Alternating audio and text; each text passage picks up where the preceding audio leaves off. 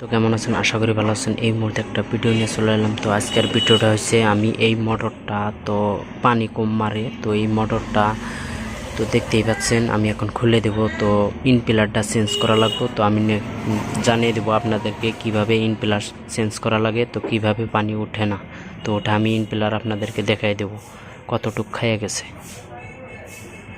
তো গাইস দেখতেই পাচ্ছেন, কিন্তু আমরা ওয়াটার পাম্পটা খুলে দিছি, দেখতেই পাচ্ছেন।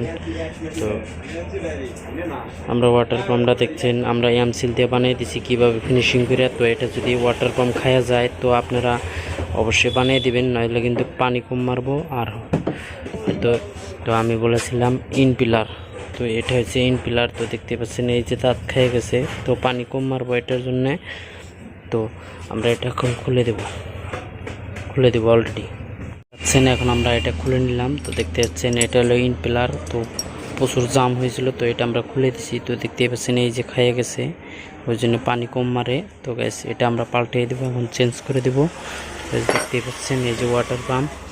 তো এই যে দেখতে পাচ্ছেন এটা হলো ওয়াল সেল, এটাও যদি লিক হয় তাহলে পানি মারবো না। তো দেখতে পাচ্ছেন এই যে অল্প খেয়ে গেছে, তো এটা আমরা বানিয়ে দেবো। তো এটা এমসিল দিয়ে বানিয়ে দিব, তো আপনারাও বানিয়ে দিবেন। তো দেখতে পাচ্ছেন এই যে